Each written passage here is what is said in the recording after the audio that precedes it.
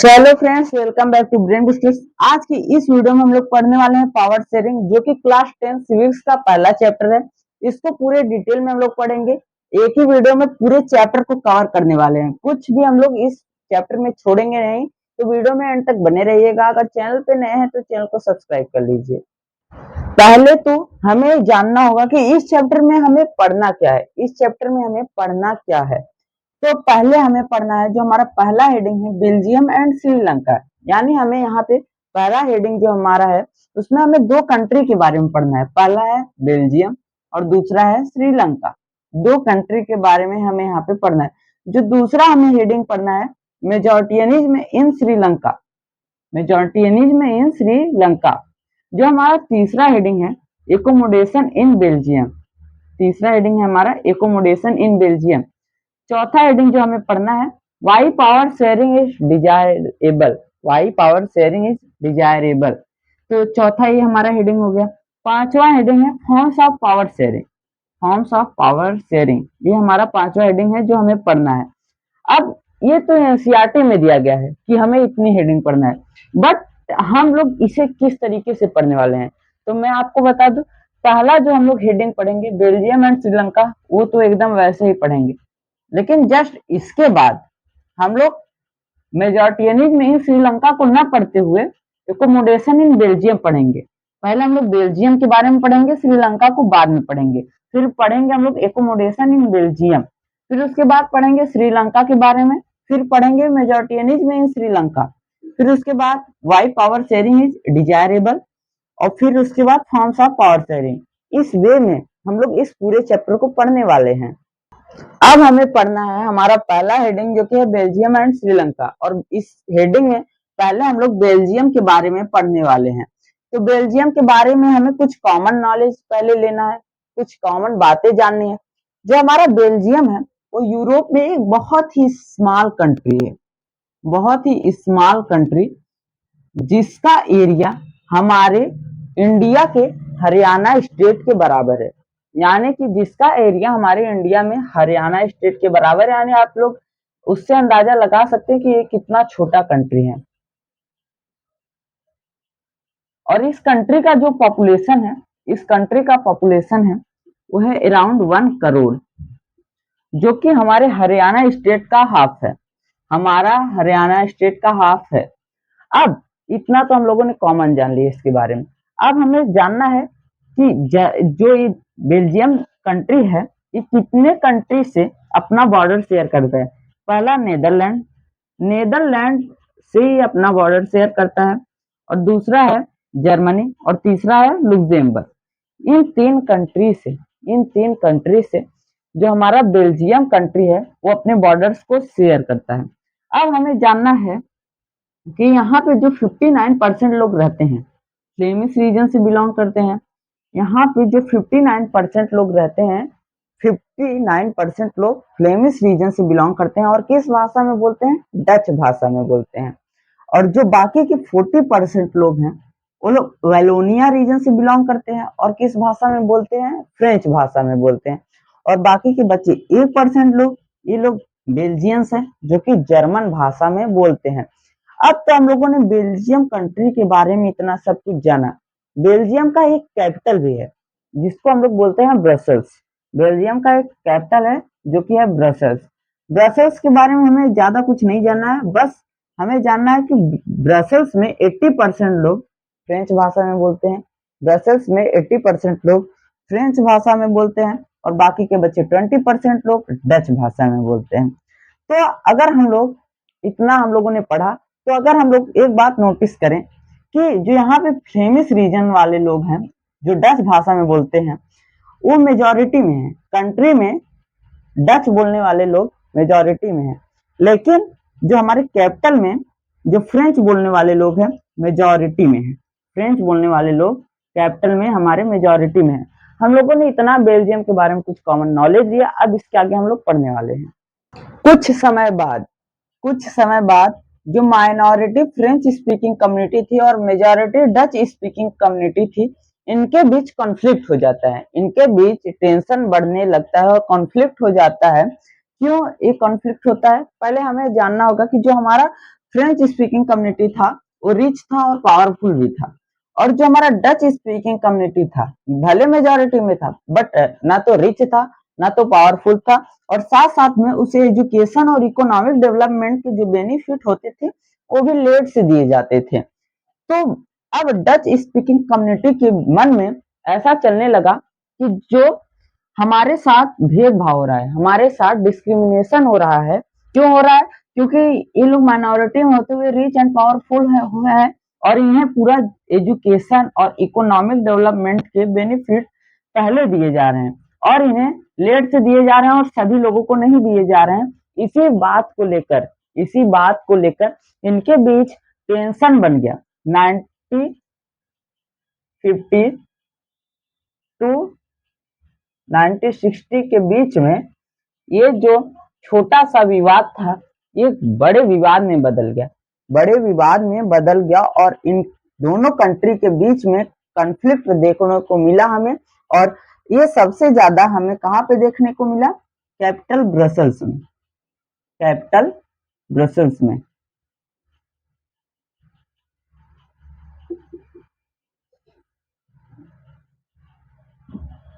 Capital Brussels में हमें ये समस्या अधिक जटिल देखने को मिली। भले ही फ्रेंच स्पीकिंग कम्युनिटी माइनॉरिटी में थे, लेकिन डच स्पीकिंग कम्युनिटी से रिच भी थे और पावरफुल भी थे, और जो डच स्पीकिंग कम्युनिटी थी उसे एजुकेशन और इकोनॉमिक डेवलपमेंट के बेनिफिट भी ले से दिए जाते थे। अब इस कन्फ्लिक्ट के बाद क्या हुआ कि जो बेल्जियम के जो बेल्जियम के लीडर्स थे, उन्होंने ऐसा समझा कि ये कॉन्फ्लिक्ट ज्यादा बढ़ जाएगा, ऐसा कुछ किया जाए जिससे कि बेल्जियम में जो दोनों कम्युनिटी हैं आपस में मिलजुल कर रहें। तो उन्होंने अपने कॉन्स्टिट्यूशन में 1970 से 1993 फोर टाइम अमेंडमेंट किया। जो चार अमेंडमेंट था वो क्या था? चार संशोधन था वो क्या था? पहला संशोधन था the number of Dutch and French speaking minister shall be equal in the central government. The number of Dutch and French speaking ministers shall be equal in the central government. यानी जो केंद्रीय सरकार में, सेंट्रल गवर्नमेंट में जो Dutch और French बोलने वाले मिनिस्टर की संख्या होगी इक्वल होगी, ना कोई ज्यादा होगा ना कोई कम होगा। तो भाई जब इक्वल होगा तो दोनों सेंट्रल गवर्नमेंट में दोनों स्पीकर्स के गवर्नमेंट मिनिस्टर्स इक्वल नंबर्स में होंगे, तो आपस में जो भी राय विचार बनेगा सोच समझ के बनेगा। तो इसीलिए ये पहला अमेंडमेंट था। दूसरा क्या हुआ? Many powers of the central government given to state government of the two regions of the country। जो कई ऐसे पावर्स थे जिनको सेंट्रल गवर्नमेंट द्वारा किसे दिया गया? State government.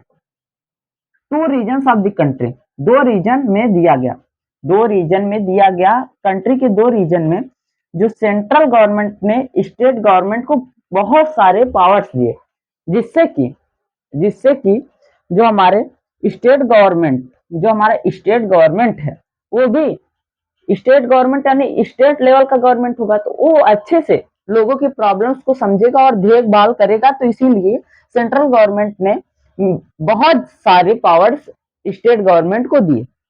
जो तीसरा अमेंडमेंट हुआ वो क्या था? Brussels has a separate government in which both the communities has equal representation. Brussels में सेपरेट गवर्नमेंट बना दिए गए जिसमें दोनों कम्युनिटीज के इक्वल रिप्रेजेंटेशन होंगे। यानी कि ब्रुसेल्स जो हमारा कैपिटल था उसमें गवर्नमेंट को सेपरेट कर दिया गया, अलग अलग कर दिया। इन विच जिसमें both the communities has equal representation, जो दोनों कम्युनिटी होंगी उनके इक्वल रिप्रेजेंटेशन होंगे। जो हमारा फोर्थ अमेंडमेंट था वो था apart from the central and the state government there is a third kind of government. यानी कि सेंट्रल गवर्नमेंट और स्टेट गवर्नमेंट के अलावा भी यहाँ पे एक अलग गवर्नमेंट बनाया गया जिसे हम लोग बोलते हैं कम्युनिटी गवर्नमेंट। कम्युनिटी गवर्नमेंट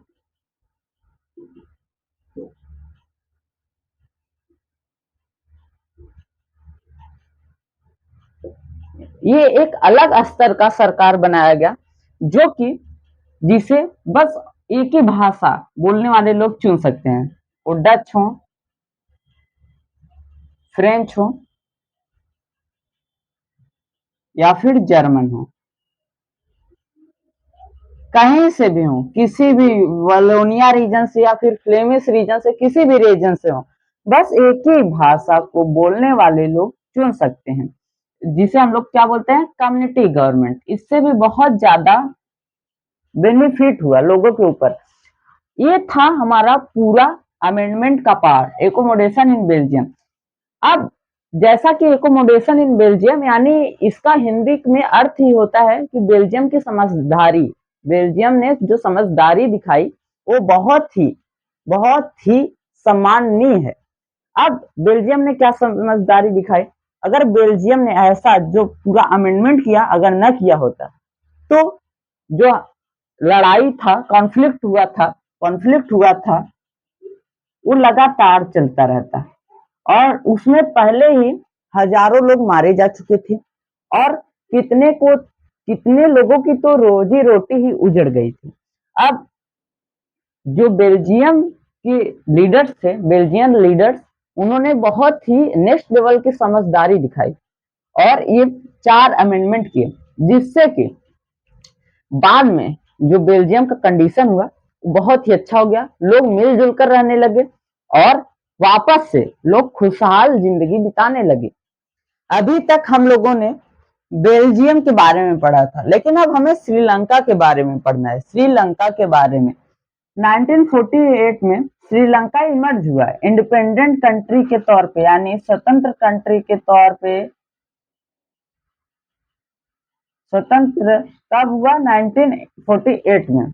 और इसकी जनसंख्या लगभग 2 करोड़ है, 2 करोड़, जो कि हमारे हरियाणा स्टेट के लगभग बराबर है, हमारे हरियाणा स्टेट के बराबर है। अन्य देशों की तरह अदर कंट्रीज की तरह यहाँ पे भी जो जाति समूह का विभाजन हुआ था, यानी जो यहाँ की जाति समूह यानी विभाजन हुआ था, यानी यहाँ के लोगों को भी कई कैटेगरी में बांटा गया था। पहले थे सिन्हाला और दूसरे थे तमिल और तीसरे थे क्रिश्चियंस। यानी जो सिन्हाला थे वो 74 थे और वो मेनली बुद्धिस्ट होते थे, और जो तमिल थे वो 18% थे और मेनली वो क्या होते थे, हिंदू और मुस्लिम्स होते थे।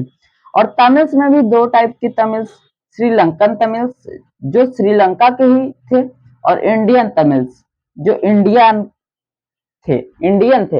अब वो कुछ लोगों के मन में क्वेश्चन अराइज हुआ होगा कि इंडियन तमिल्स क्यों लिखा गया है।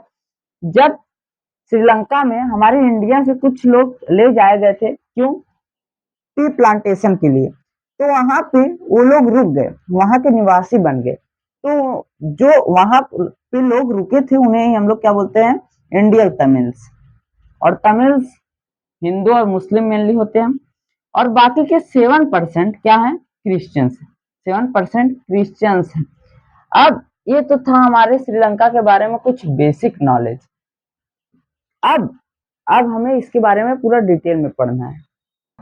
अब हमें पढ़ना है मेजॉरिटेरियन इन श्रीलंका। इसका हिंदी में मतलब होता है श्रीलंका में बहुसंख्यावाद।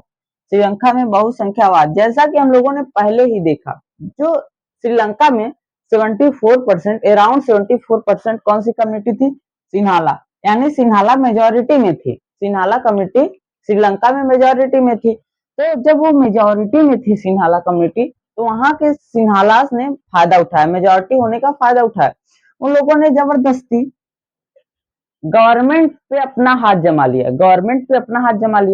अब अगर एक स्पेशली कैटेगरी का बस ओनली 1 कैटेगरी के मेंबर्स होंगे, गवर्नमेंट में सभी मेंबर्स एक कैटेगरी के होंगे, वो भी सिन्हाला, तो जो भी वर्क करेंगे सिन्हाला के ही तो फेवर में करेंगे, अपने ही कम्युनिटी के फेवर में करेंगे। तो सिन्हाला ने जब अपना हाथ जमा लिया गवर्नमेंट पे, तो वो लोग क्या करने लगे, जो भी वर्क करते थे सिन्हाला के ही फेवर में करते थे। जैसे कि उन्होंने पहला वर्क क्या किया था इन 1956 में उन्होंने एक ऐसा एक्ट पास किया जिसमें सिन्हाला को अनाउंस किया गया ऑफिशियल लैंग्वेज के तौर पे, श्रीलंका के official language. Sinhala was announced as official language of Sri Lanka. अब सिन्हाला को ऑफिशियल लैंग्वेज श्रीलंका का घोषित कर दिया गया, तो वहां के जो तमिल थे उन लोगों ने सोचा कि सिन्हाला को क्यों घोषित किया गया, हम लोग भी तो थे। तो यहाँ पे दूसरा जो पॉइंट है, मेनली बुद्धिस्ट और सपोर्टेड बाय गवर्नमेंट। जो बुद्धिस्ट होते थे वही गवर्नमेंट के द्वारा सपोर्ट किए जाते थे, क्योंकि जो बुद्धिस्ट होते थे वो मेनली सिन्हाला के कम्युनिटी से होते थे, तो इसकी वजह से बुद्धिस्ट लोगों को ज्यादा सपोर्ट किया जाता था, किसके द्वारा, गवर्नमेंट के द्वारा। अब जो तीसरा पॉइंट है कि जितने भी गवर्नमेंट जॉब के अपॉर्चुनिटी आते थे उसमें ज्यादा लोग किस कम्युनिटी के सेलेक्ट होते थे, सिन्हाला, क्योंकि गवर्नमेंट सिन्हाला की थी तो सेलेक्ट भी किस कम्युनिटी के ज्यादा लोगों को करती थी, सिन्हाला कम्युनिटी के। ये सब पॉइंट थे जो कि बहुसंख्यावाद दिखाते हैं श्रीलंका में, यानी मेजोरिटियनिज्म में दिखाते हैं श्रीलंका में। अब इस सब चीजों को देखकर जो श्रीलंकन तमिल थे उन लोग तिलमिला उठे, उन लोगों के अंदर गुस्सा पैदा हो गया, क्यों ऐसा किया जा रहा है। तो अब उन लोगों ने क्या किया, step taken by Tamil speakers against government. तो पहला उन लोगों ने क्या स्टेप टेक किया, Tamil should also be declared as official language. वो लोग कहने लगे कि तमिल जो है वो भी डिक्लेयर होना चाहिए ऑफिशियल लैंग्वेज, कहाँ का, श्रीलंका का। दूसरा वो लोग क्या कहें, a separate government should be found in their region. उनके रीजन में, उनके क्षेत्र में एक अलग गवर्नमेंट फॉर्म होनी चाहिए, एक अलग गवर्नमेंट फॉर्म होनी चाहिए जो उनका अच्छे से देखभाल करे। अब तीसरा उन्होंने पॉइंट क्या किया, इक्वालिटी की मांग करने लगे कि जो सिन्हाला है उन्हें ज्यादा अपॉर्चुनिटी क्यों दी जा रही, सब में इक्वालिटी होनी चाहिए। तो गवर्नमेंट ने इन सारे पॉइंट्स को रिजेक्ट कर दिया, उन्होंने कुछ भी इसमें से अलाउ नहीं किया। तो क्या हुआ, जो तमिल्स थे अब उनके पास कोई ऑप्शन नहीं था, वो लोग लड़ाई पे उतर आए, उन लोगों ने कन्फ्लिक्ट कर दिया। अब लड़ाई हुई तो लाखों हजारों लोग मारे गए, उसमें बहुत ज्यादा लोग मारे गए, बहुत ज्यादा लोग घायल हुए। अब जब घायल हुए तो जो श्रीलंका की इकोनॉमी पे बहुत ही बड़ा इम्पैक्ट पड़ा, इकोनॉमी पे बहुत ही बड़ा इम्पैक्ट पड़ा। जो श्रीलंका पहले खुशहाल जिंदगी बिताता था, बाद में वो एकदम लास्ट में जाकर दुखद जिंदगी बिताने लगा पूरे श्रीलंका। अब ये हुआ किसकी वजह से, गवर्नमेंट की वजह से। गवर्नमेंट अगर वहां की स्ट्रिक्ट होती, जिम्मेदारी निभाती, समझदारी निभाती, तो यहाँ पे ऐसा कुछ भी देखने को नहीं मिलता। अब ये दोनों कहानी हम लोगों ने क्यों पढ़ा, पहला हम लोगों ने बेल्जियम के बारे में पढ़ा, दूसरा श्रीलंका के बारे में। पहले वाले बेल्जियम में हम लोगों ने देखा, बेल्जियम वाली कहानी में, कि बेल्जियन लीडर्स थे, उन लोगों ने समझदारी दिखाई और जो कन्फ्लिक्ट था उसको रोक दिया। अब यहाँ पे श्रीलंका में हमें क्या देखने को मिला, जो कन्फ्लिक्ट था वो गवर्नमेंट ने अगर ये सब एक्सेप्ट कर लिया होता तो कन्फ्लिक्ट ना हुआ होता, लेकिन उन्होंने ऐसा किया ही नहीं, तो इसकी वजह से कन्फ्लिक्ट बढ़ गया और लाखों लोग मारे गए, और यहाँ तक कि श्रीलंका के इकोनॉमी पे भी बहुत बड़ा इम्पैक्ट पड़ा। तो ये था, बेल्जियम ने क्या किया, पावर शेयरिंग किया, पावर को शेयर किया, पावर को, सत्ता को विभाजन किया, सत्ता का विभाजन, लेकिन ऐसा श्रीलंका ने नहीं किया। तो इसी वजह से हमें इन्हीं दोनों कहानी से पता लग जाता है कि पावर शेयरिंग एक इम्पोर्टेंट फैक्टर है। जो नेक्स्ट हेडिंग हमें पढ़ना है वो है why power sharing is desirable, यानी कि सत्ता का विभाजन क्यों जरूरी है, पावर शेयरिंग क्यों जरूरी है। अब इसके दो तर्क हैं। पहला है जो है वो प्रूडेंशियल रीजन, यानी कि जिसे हम लोग हिंदी में बोलते हैं युक्तिपूरक तर्क, और दूसरा है मोरल रीजन जिसे हम लोग बोलते हैं नैतिक तर्क। जो हमारा प्रूडेंशियल रीजन है यानी युक्तिपूरक तर्क है, वो क्या कहता है, इट इज डिजायरेबल, ये जरूरी है, क्यों जरूरी है, बिकॉज, क्योंकि it help to reduce the possibility of conflict between social groups, यानी किसी भी दो सोशल ग्रुप्स के बीच में कंफ्लिक्ट होने की पॉसिबिलिटी को ये रिड्यूस करता है। इसके जरिए किसी भी जो सोशल ग्रुप्स में जो कन्फ्लिक्ट होने वाला रहेगा उसके पॉसिबिलिटी को ये रिड्यूस करता है। कौन?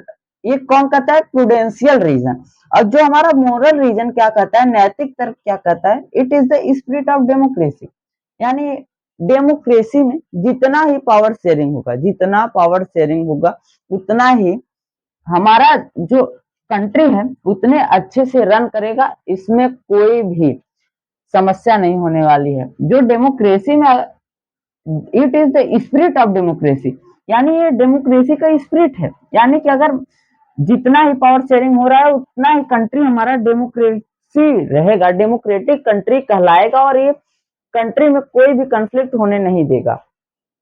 अब हमें पढ़ना है फॉर्म्स ऑफ पावर शेयरिंग, यानी सत्ता के साझेदारी के रूप, सत्ता के साझेदारी के रूप। तो पहला जो है हमारा इसमें, power is shared among different organs of government such as legislature, executive and judiciary. This is called as horizontal distribution of power sharing. यानी कि जो पावर, पहला हमारा फॉर्म ऑफ पावर शेयरिंग है उसमें जो पावर को different organs of the government में डिवाइड किया जाता है, शेयर किया जाता है।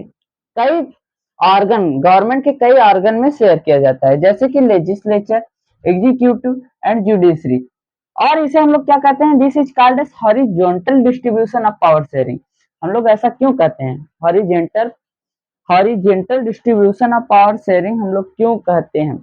इसका भी एक कारण है, क्योंकि यहाँ पे सभी लोग, सभी गवर्नमेंट एक समान होती है, सभी गवर्नमेंट एक समान होती हैं। अगर कोई यहाँ पे इन तीनों गवर्नमेंट से कोई भी एक गवर्नमेंट पावर का मिसयूज नहीं कर सकती है। एक गवर्नमेंट दूसरे गवर्नमेंट के ऊपर नजर बनाए रहती है, तो इसकी वजह से पावर का मिसयूज नहीं होता है। तो इसे हम लोग क्या बोलते हैं? Horizontal distribution of power sharing. दूसरा फॉर्म्स ऑफ पावर शेयरिंग क्या है? Power can be shared among government at different level. Power जो होता है हमारा, वो गवर्नमेंट में कई लेवल पे डिस्ट्रीब्यूट किया जा सकता है, डिस्ट्रीब्यूट किया जा सकता है।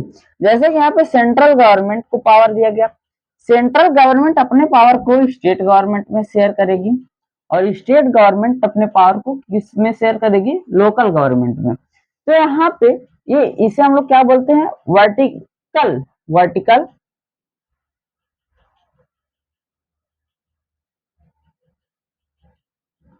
Distribution of, vertical distribution of power sharing of power, बस इतना हम लोग लिख देंगे तो भी सही है।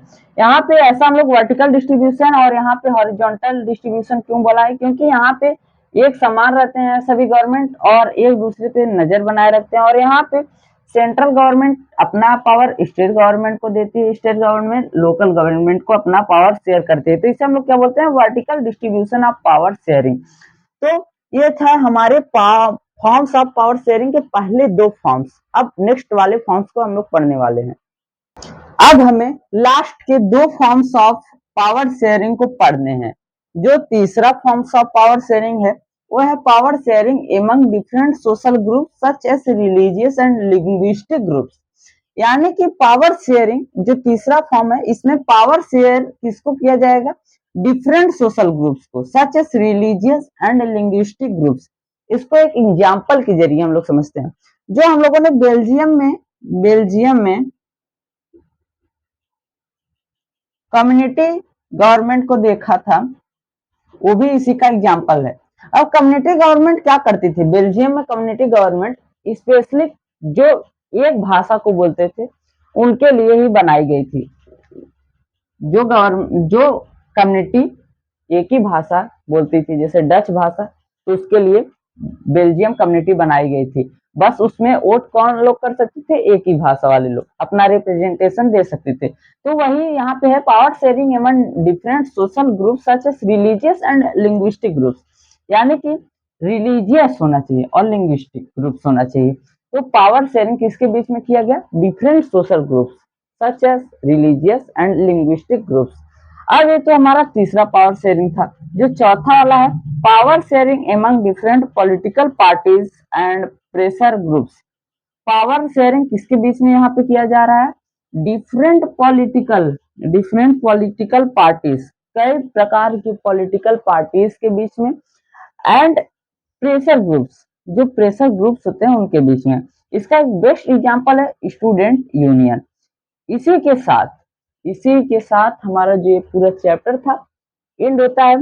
इस पूरे चैप्टर में हम लोगों ने कुछ भी ऐसा नहीं छोड़ा है जो कि आपके एग्जाम में आए और हम लोगों ने न पढ़ाया हो। मैंने पूरे टॉपिक को पढ़ाया है, वो भी अच्छी तरीके से पढ़ाया है, और जितने भी मैंने चीज यहाँ व्हाइट बोर्ड पे लिखा है आपको एक नोट्स में लिख लेना है और एक तरीके से आपको उसको रिवाइज कर लेना है। बस आपका ये पूरा चैप्टर आपको अच्छी तरीके से समझ में आ जाएगा। अगर ये वीडियो अच्छा लगा हो तो हमारे चैनल को सब्सक्राइब करो और हमारे इस वीडियो को लाइक करें। Thank you.